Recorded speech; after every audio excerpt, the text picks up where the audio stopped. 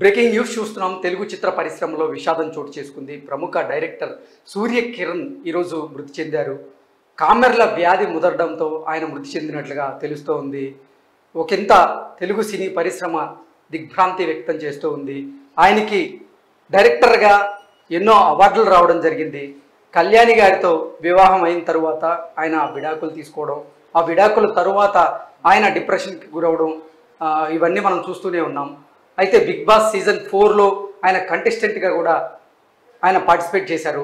ఈ మధ్య కాలంలో ఆయనకి కామెర్లు రావడం, కామెర్ల వ్యాధి నుంచి చికిత్స పొందుతూనే ఆయన మరణించడం అందరినీ కలిచివేస్తోంది. ఇక ఈ అంశానికి సంబంధించి మనతో మాట్లాడేందుకు ప్రముఖ సినీ క్రిటిక్ యజ్ఞమూర్తి గారు మనతో ఉన్నారు. సార్తో మాట్లాడదాం. Sir hi sir. Hi sir, ప్రముఖ దర్శకులు సూర్యకిరణ్ గారి మృతి ఈరోజు అందరినీ కలిచివేస్తూ ఉంది. ఆయన తెలుగు చిత్ర పరిశ్రమలో ఎన్నో సినిమాలు, మంచి మంచి సినిమాలు ప్రేక్షకులకు అందించారు. ఆయన కామెర్ల బారిన పడడం, ఆ కామెర్లు ముదరడంతోనే ఆయన ప్రాణాలు కోల్పోవడం చూస్తూ ఉన్నాం. ఏంటి సార్ దీన్ని చూస్తుంటే ఎలా అనిపిస్తుంది?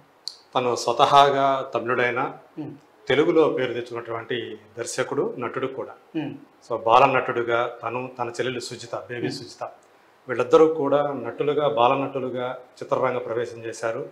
మొదట్లో తమిళలో చేసినా కానీ తర్వాత తెలుగులో చాలా సినిమాలు చేశారు. చిరంజీవి సినిమాల్లో రాక్షసుడి దగ్గర నుంచి మొదలుకొని ఖైదీ నంబర్ 786 వరకు కూడా ఆయన చాలా సినిమాల్లో బాలనటుడిగా మనకి.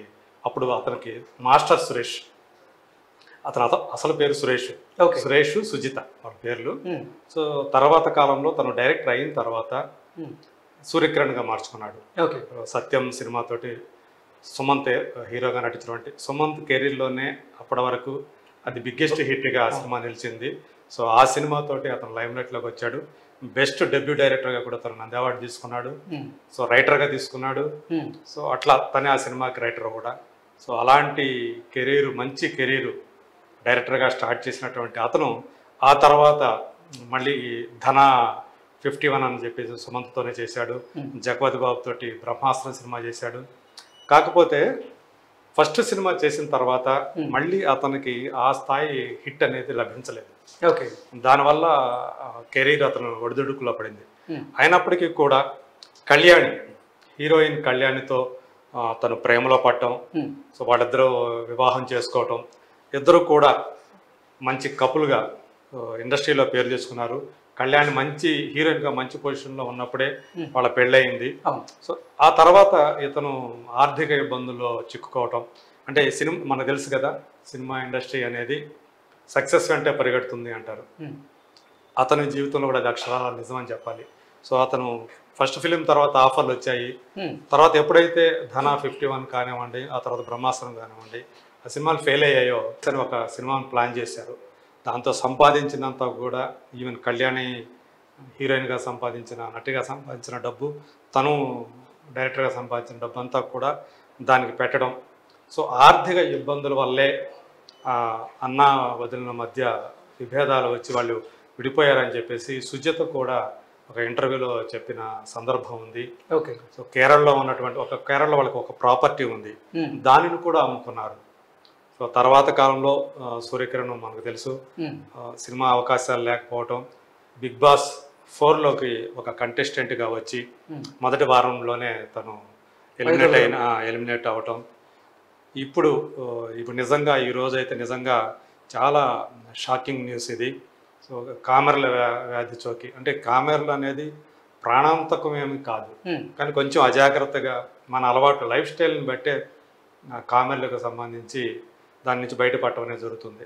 సో ఆ లైఫ్ స్టైలు కొన్ని దొరలవాట్లు కావటం, సో ఆర్థిక ఇబ్బందుల్లో తను బ్యాలెన్స్ కోల్పోవటం.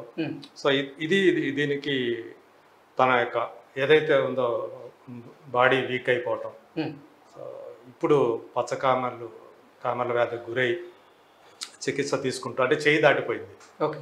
గతంలో మనం చూసాం కొంతమంది అట్లా కూడా, శ్రీహరి కూడా అలాంటి కామెర్ల వ్యాధికి గురై తను కూడా చనిపోవటం అనేది చాలా విషాదం. అప్పుడు సో చాలా కాలం ఆయన హైదరాబాద్లోనే ఉన్నాడు ఇక్కడ. తర్వాత చెన్నైకి వెళ్ళినట్టుగా మనకు తెలుస్తూ ఉంది. అంటే సడన్గా అవకాశాలు లేకపోవడం, దానికి తోడు ప్రేమ వివాహం చేసుకున్నటువంటి కళ్యాణి గారితో విభేదాలు రావడం, డివోర్స్ తీసుకోవడం, వీటన్నింటి వల్ల ఆయన డిప్రెషన్లోకి వెళ్ళిపోయారని గతంలో ఆయనే చెప్పిన సందర్భాలు Yes. ఉన్నాయి. అప్పుడు చాలా వెయిట్ పుటప్ అయినట్లుగా అవును. ఆయన ఇవన్నీ కూడా చెప్తూ వచ్చారు. అవును. ఏంటి సార్ మొదటి నుంచి ఆరోగ్యం పట్ల ఆయన శ్రద్ధ తీసుకునే వాళ్ళ లేదంటే ఎలా ఉండేవారు అసలు? నాకు తను సత్యం సినిమా డైరెక్ట్ చేసినప్పటి నుంచి పరిచయమే. సో వ్యక్తిగతంగా కూడా పరిచయం ఉంది. తను నేను ఇంటర్వ్యూ చేసిన సందర్భం ఉంది. సో నాకు తెలిసినంత వరకు తను చాలా జోవియల్ పర్సన్. ఓకే. అందరితోటి సరదాగా ఉండే వ్యక్తి. ఇతరులకు అసలు కోపం వస్తుందా అన్నట్లుగా ఉండేది. అంత పేషెన్స్ తోటి అట్లా ఉండేవాడు.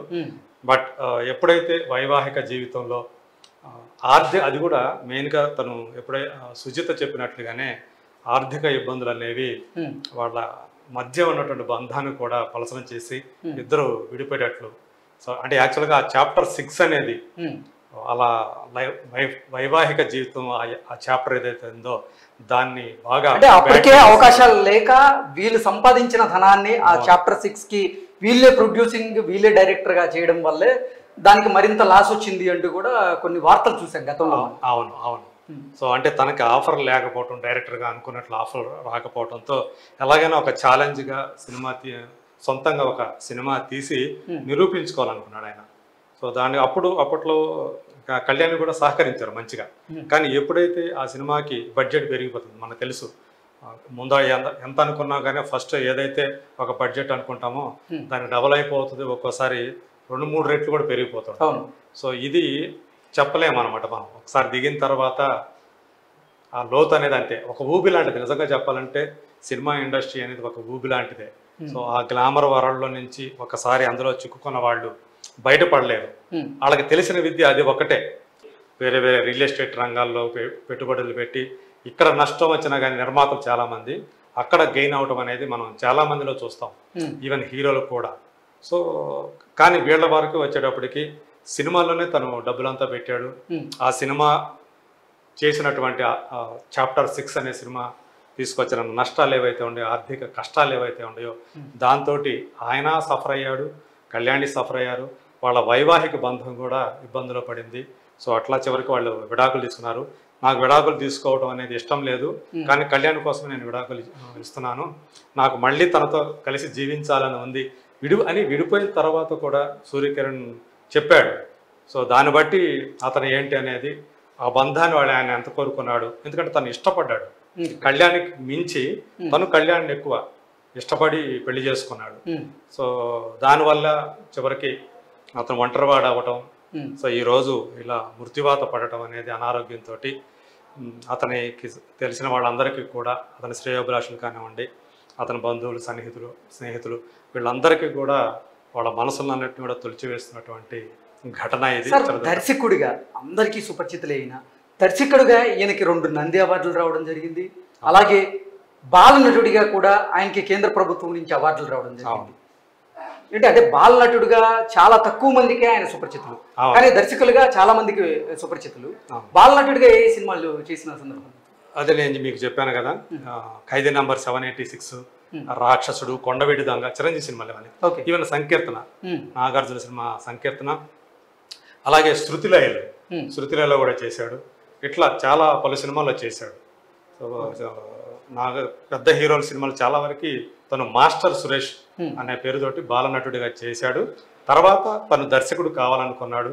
ఆ ఇంట్రెస్ట్ తోటి తను ఏదైతే ఒక కథ వినిపించాడో అది నాగార్జున గారికి బాగా నచ్చింది.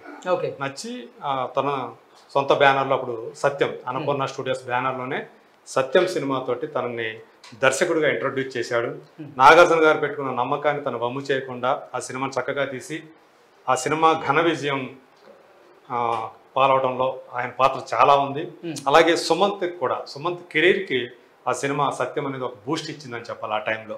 సో అలాంటి ఒక స్టార్టింగ్లో మంచి ఊపి మీదే ఉన్నాడు అతను. సో కానీ తర్వాత కాలంలో ఆ ఊపిని అతను కొనసాగించలేక డౌన్ అవ్వటం అనేది ఆర్థిక ఇబ్బందులకు దారితీసిందని మనం చెప్పుకోవాలి. సూర్యకిరణ్ గారి అంత్యక్రియలు మంగళవారం రోజు జరగబోతున్నాయి. ఎక్కడ జరగబోతున్నాయి? చెన్నైలోనే ఇంటి దగ్గరే జరుగుతున్నాయి అని చెప్పేసి సమాచారం ఉంది. సుజిత చెల్లెలు, ఆ అమ్మాయి కూడా అన్నయ్య అంటే చెప్పింది తను, నాకు కళ్యాణి సొంత అక్క చెల్లిలాగా ఉంటాం, నేను వదిన మరదల్లాగా కాకుండా సొంత అక్క చెల్లిలాగా ఉంటాం, తను కూడా చాలా బాగా చూసుకునేది తను చాలా మంచిది. కానీ ఎప్పుడైతే ఆర్థిక ఇబ్బందులు అనేవి వస్తాయో అప్పుడు ఈ పొరపచాలు అనేవి వస్తూ ఉంటాయి. వాళ్ళ జీవితాల్లో అవే జరిగింది, వాళ్ళిద్దరు విడిపోవడానికి అదే కారణం అని ఆమె కూడా చెప్పారు. సో రేపు మంగళవారం నాడు వీళ్ళందరూ కూడా సన్నిహితుల మధ్య, నాకు తెలిసి సూర్యకిరణ్కి ఇక్కడ చాలామంది స్నేహితులు ఉన్నారు, సెలబ్రిటీలు ఉన్నారు. వీళ్ళందరూ కూడా రేపు చెన్నైకి అక్కడ అంత్యక్రియల్లో పాల్గొంటారని సమాచారం. Okay sir, thank you sir.